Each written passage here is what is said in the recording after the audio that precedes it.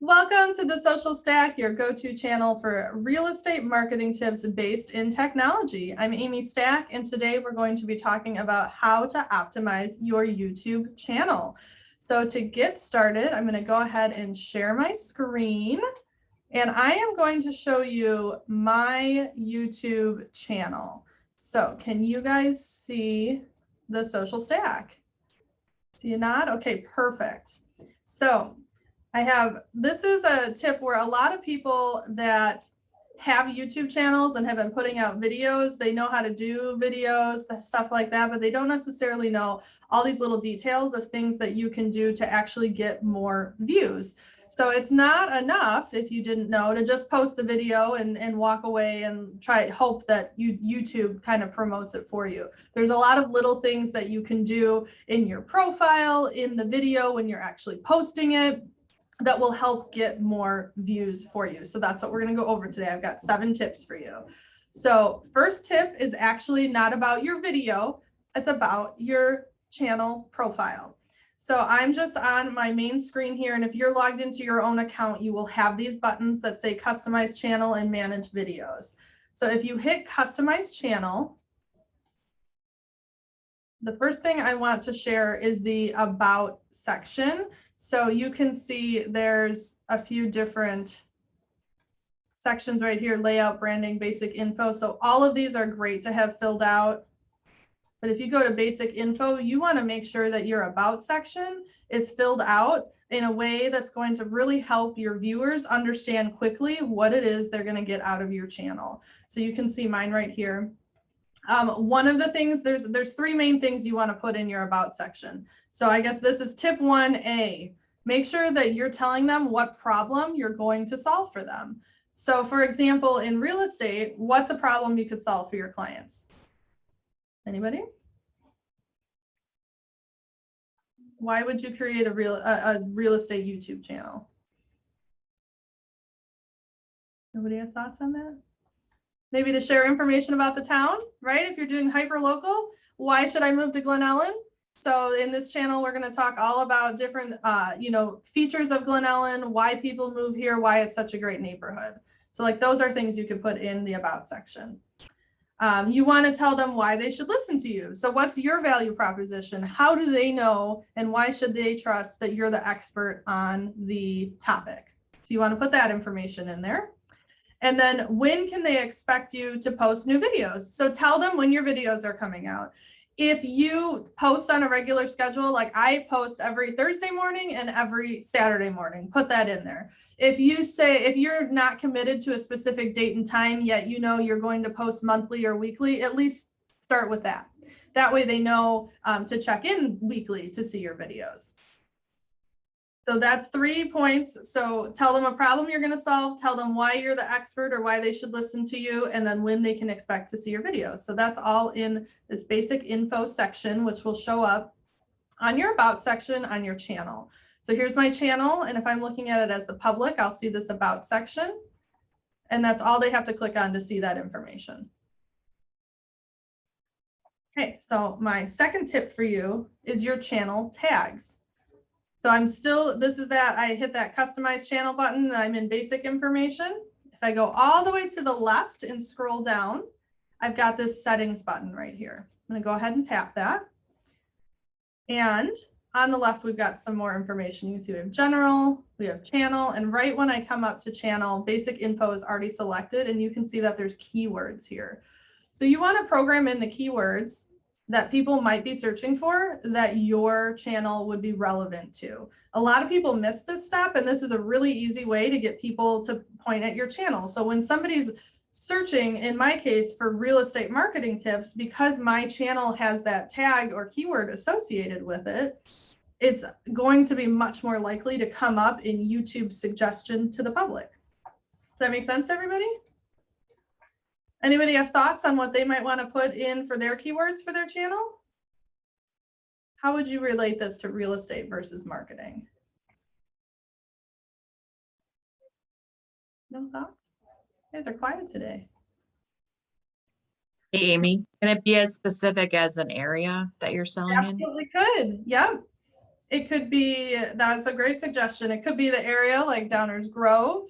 It could be a niche that you work in, first time home buyers, you know, VA, empty nesters, anything like that. You can put all that type of stuff in here. You can put your name in there as well. See, at the bottom, I have short stack and the social stack. I have those in there to help steer them. If somebody, like maybe somebody found me on Facebook and they didn't know what my YouTube channel was because they didn't, you know, click the link or something, they could just type the social stack and that would help them find me. I see that there's like characters at the bottom. How many tags is usually a good So for these, the public will not see this. This is just to help in the algorithms, essentially, the YouTube algorithm. So like I have room for growth right there. I only have 243 out of 500. So I could definitely add some more in there. Okay. So you can go up to the 500. That's a great question. All right. So that was tip 2, is to do your channel tags. I got to move my Zoom screen. Can't hit close. There we go. Okay, so that is about your channel setup. That's going to help you. I am going to act like I'm uploading a video because these other tips are for when you've loaded your video. So I'm going to go ahead and hit create. And give me 1 second. I have a couple on my screen here. Oh, I got to hit upload first. So I'm uploading my video. I actually already have this one, so I'm not going to hit complete on this, but I'm going to walk you through the process. Quick side note, you'll see that I've already got information preloaded into my description. You can do that in your channel settings. So if you, like, I always have these links at the end of my channel at the end of my video description. So I don't want to have to type that every time. So I have that preloaded as a default description through my settings. So there's a little pro tip for you. When you load in your videos, you want to make sure that you're naming it something like, this was the name of my file, referral tracking. Are people looking for that on YouTube? Is somebody going to go to YouTube and type in referral tracking? No, that's not enough information on what the video is. So make sure that it's clear. So like, why? So let's start with this. Why move to Glen Ellen? So we could start with that. But what are some ways we can improve this to make it more clear and driven towards the client that you're looking for, right? So why move to Glen Ellen? You could add Illinois because there's probably a couple different Glen Ellens, right? We can also do top 5 reasons to move to Glen Ellen, Illinois. Do you guys find that that's more intriguing than why move to Glen Ellen? That makes you think, oh, there's an end to this. This person's not going to talk for an hour. They've got 5 reasons. And then in the video, it will also help people stay through to the end because you've already told them that there's 5 reasons. There's 7 steps in my class today, right? We've already gone 2. We're on the 3rd one right now. So then you know, as the viewer, okay, we're on step 4. There's 1 more and then I'm done. That's great. I got the information I needed and I can get out of here. Does that make sense how that could help a viewer and maybe choose your video over somebody else's that who knows what they're talking about and how long it's going to go, right? You can also do things like this. So Lake Ellen is in Glen Ellen, so you could list out a couple of other things. You want to keep in mind that these titles are part of what YouTube reads when somebody does a search. So YouTube is reading those channel keywords that we talked about. It's reading your about section.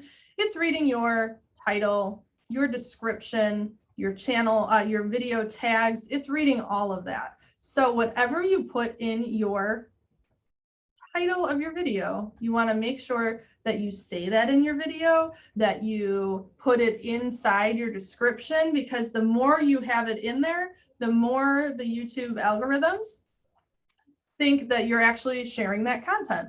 They don't want somebody to click on top 5 reasons to, oh, I missed the word move, to move to Glen Ellen. And then it to be talking about, you know, just DuPage County in general, or Wheaton, right? The next door neighbors, right? So YouTube reads through all of that stuff to make sure that like it really is something that it should be suggesting to viewers. Does that make sense to everybody? Perfect. Okay. So as we scroll down, there's your title. You want to do the same thing with the description. Your description, you get up to 5,000 characters. So you can write long descriptions. And again, you want to put as many things in that description as you can. So like if we're talking about these 5 reasons to move to Glen Ellen, we could talk about Lake Ellen, we could talk about downtown Glen Ellen. All of those words should be in your description. Don't just say the 5 things, put the whole description, because if somebody is searching for information on Lake Ellen or a community event that you're talking about, you want that to show up in the description so that the algorithms can read that that's happening in the video, and then you're talking about it, it will compare the 2 together as well. So make sure you build out that description. And like I said, you can set up some default information to be in there as well. Like for you guys, you may want to call to action, a link to your website or app, your contact information. You could put all of that in that auto-generated description for you.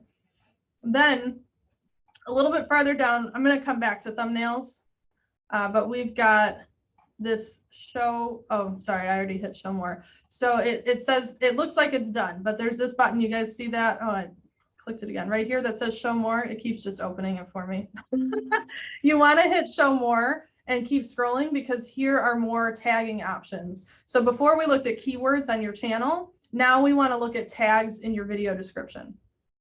So you want to do some things like this. You can see I have the social stack, Ask Amy. These are some, again, pre-populated tags. These are things that I use a lot. I don't necessarily use them every time. So like, let's say I'm not going to use Ask Amy on this video. When I do short little videos, I call them short stacks. So I would add that one in as short stack.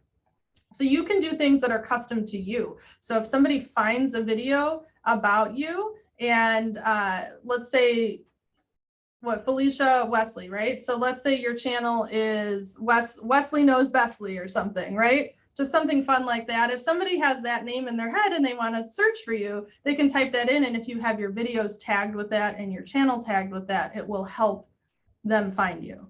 It will help those videos get seen. So that's why you want to do some of those personal tags on the video, but then you want to talk about exactly what I said with the description. Put some tags in for what people are looking for and what is in that video. So for me, Glen Ellen, let me just erase all of these. I'm just going to delete all. Like I said, we want to do our channel. And if you were doing something about the town, maybe you want Glen Ellen, Illinois, right? Stuff like this. You could do Chicagoland real estate. You can do some super hyper local ones. You can do broader areas. You can do the county, but you would do your Lake Ellen tag. Anything you talked about in the video that's a subject line that somebody might search for, make that a tag. You can see that I've got some extra things in here, this keyword inspector, and that little number popped up here. And it's also suggesting some other tags for me. Here's again a little pro tip for you. There's a couple of sources out there. One is called VidIQ, VidIQ, and the other is called TubeBuddy, T-U-B-E, Buddy.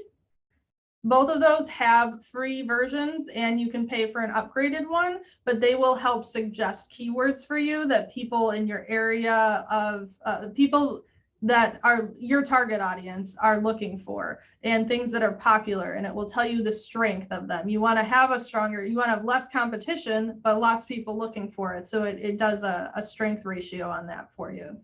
So you can, again, use up to 500 characters for this, and you want to get as close to that 500 as possible.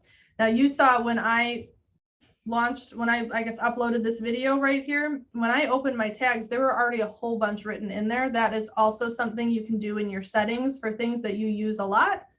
Just have them pre-populate for you so you don't have to remember, and you can always delete some as needed. So let's say I just hit that X and deleted all of them, but let's say I was doing a video on command and it had nothing to do with social media, I would delete my social media tags, or vice versa. If I was doing something on social media and not command, I would delete all my command tags. And then you can add anything that's more relevant. So that's the tagging section. So we've done about, our channel tags or keywords. We've done the video description, the video tag, so that's 4 steps.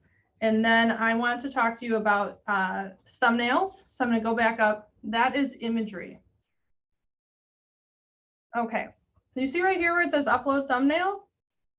You see the picture next to it where it's just me kind of frozen with a funny face, like, right? If you don't put a thumbnail in there, it's just going to take a snap of your video. If I go back to my channel and go home, I hit pause on this video. All right, you guys see all my thumbnails here? So you can create thumbnails that are images, which I actually use mine for social media as well, which will come up in just a moment. But you want to have a thumbnail on your video so that it helps people know what they're looking at without necessarily having to read the whole description. You want it to be eye-catching, something that's going to make them kind of be like, oh, what's that? And want to click on it to read that description. So some tips I have for you on your thumbnails is, 1, make sure there's not too many words on it. So for example, this multi-touch campaign in command, I wouldn't do too much more than that. If you get too wordy, it's going to be too busy on there and people won't be able to see it. It'll blend in, it'll be too much, they'll lose interest. It is really good to put people on it. See how I've got some people in these ones? Let me show, let's just go to all videos. Here we go. And get kind of more of a variety. And if you guys are in it, it's a great idea to take just some fun stills, maybe like doing something like this or pointing, because you can then fill in words on your thumbnail. So you can get some great shots of yourself. You can also take stills from your videos if you want to make into your thumbnail. You can see a lot of mine don't have people in it, which is also fine. You just need to make sure that you're not losing the text, if you're putting text in it, which I recommend doing, into the background. So for example, on this one right here, this Command Your Monthly Newsletter, you can see that there's a keyboard and somebody's typing and there's some little like envelopes going off in the background, but it's not really so busy that it's distracting from the words. If you guys are putting yourself on it or people in general, that is going to get more attention. People actually look at thumbnails with people more than they look at thumbnails that don't have people in it. To take it to the next level, if you can see the whites of your eyes or whoever the person is in your thumbnail, that gets even more traction. So people and whites of the eyes are going to be the highest traction thumbnails you can get. Like I said, make sure that there's not too many words, and you want your imagery to match what's going on in your video. I think that's kind of common sense. If you're if you're recording a video about a specific town, you're not going to put an iconic image from a different town in it, right?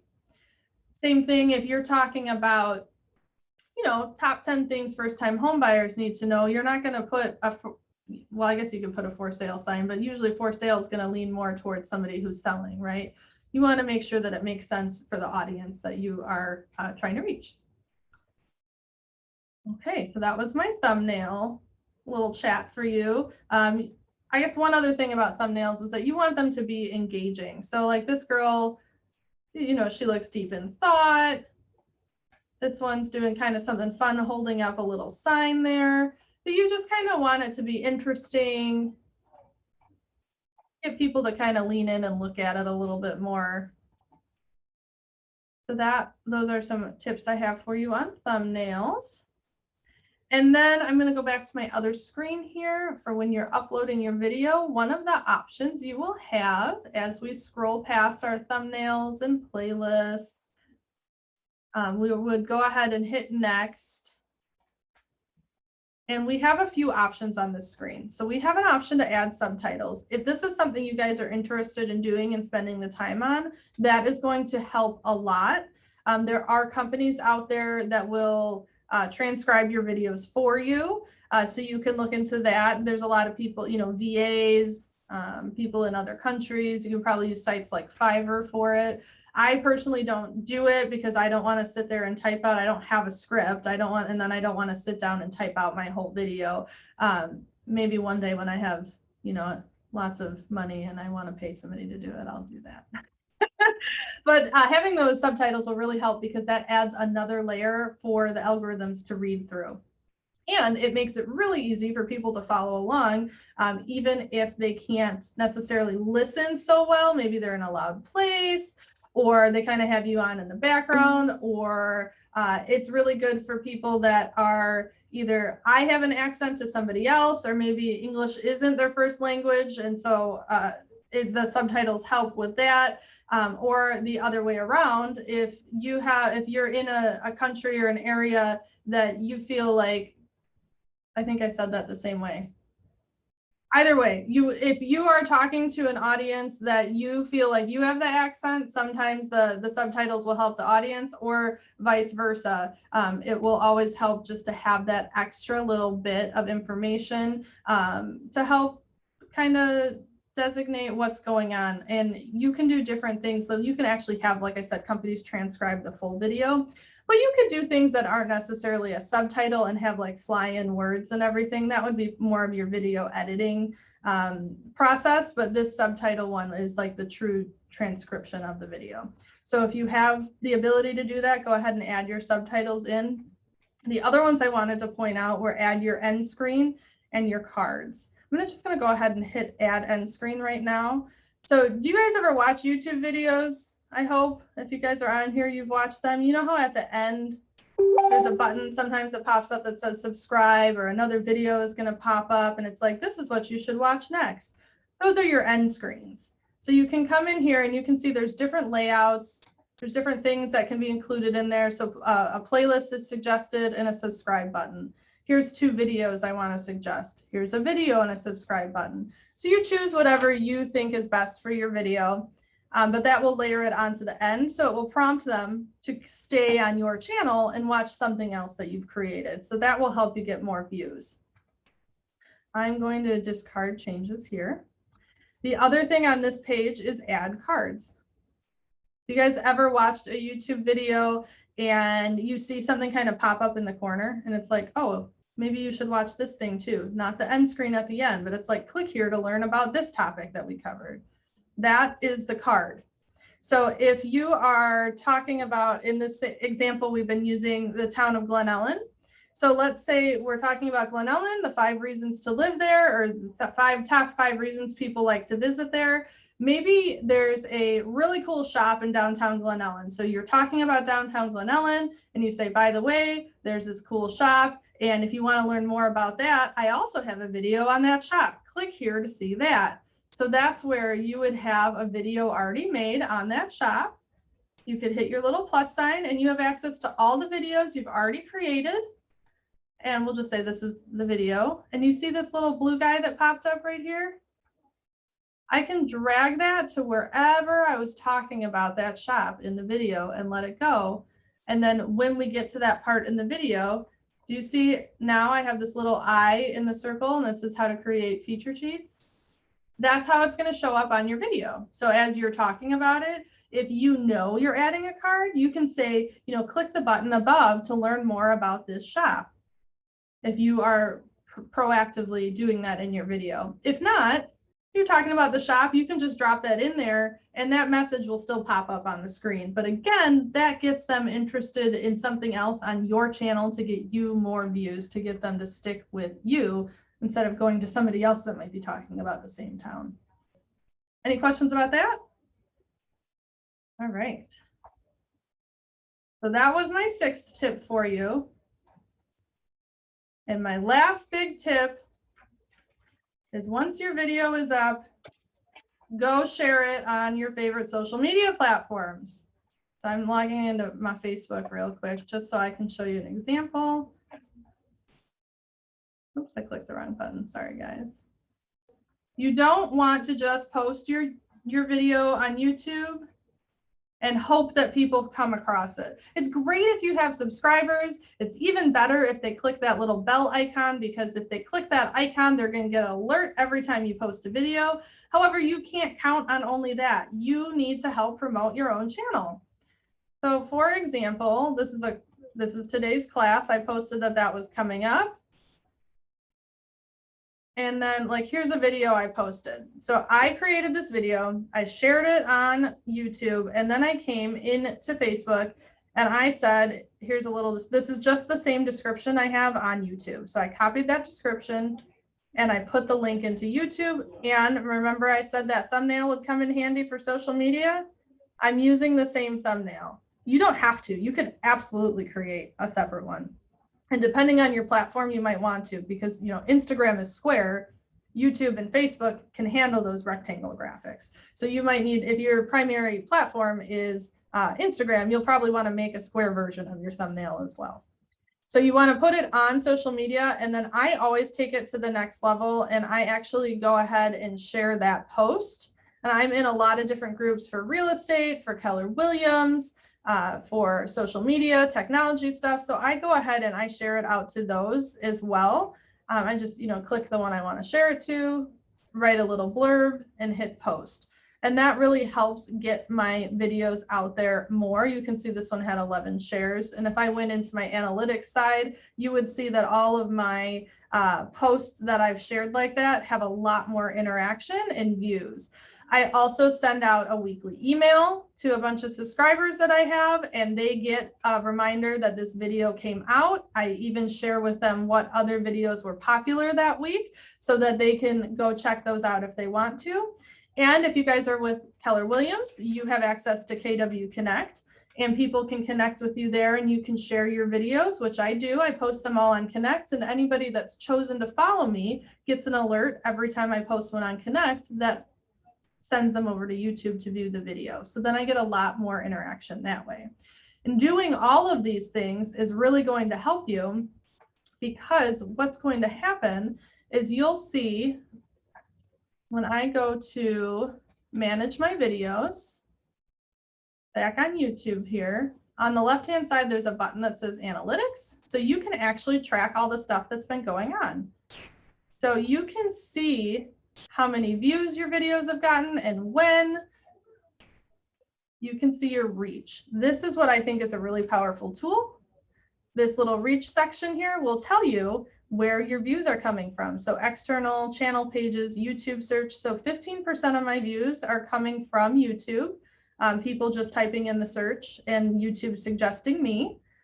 Another 10% are suggested videos, meaning they're on my video or something similar and YouTube suggested that video to them. So now that's 25% coming from YouTube for me. When you first start, your external is definitely going to be your highest. Mine used to be much higher, and it's gotten smaller because YouTube's been doing the work for me. So that's a really great feature. And then you can see when I go in a little bit lower here, see how right here external says 28%, almost 29%. If I scroll a little bit farther down, it actually breaks that down for me. So you can see that I get a lot from Connect, from Facebook. People are Google searching me. These are YouTube searches, and then Gmail. So that's my email that I send out. I mentioned that I send an email every week too. So I get 5% of my views from that. You can see on the right when your views are coming from playlists, from all kinds of different things. So I love checking my analytics, but that's how you know that what you're doing is working. So check your analytics, try to apply some of these tips that I said today, and then come back, do them again, and check your analytics again and see how they're changing. And you'll see your numbers start to go up, and you'll see that the reach is changing on where the views are coming from. You want to start growing these ones because that means YouTube's doing the work for you. Any questions about any of that today?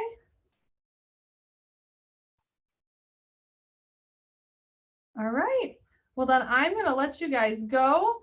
Next week, we will be doing a mastermind. So it'll be very open mic kind of. So bring your questions and ideas. We'll be talking about how to put together, advertise, run, and follow up with the perfect open house. So I know lots of people do open houses and they want to know how they can better their systems. So come on in, ask your questions, and share your ideas. We'll see you at 1 o'clock next Thursday. Thanks, guys.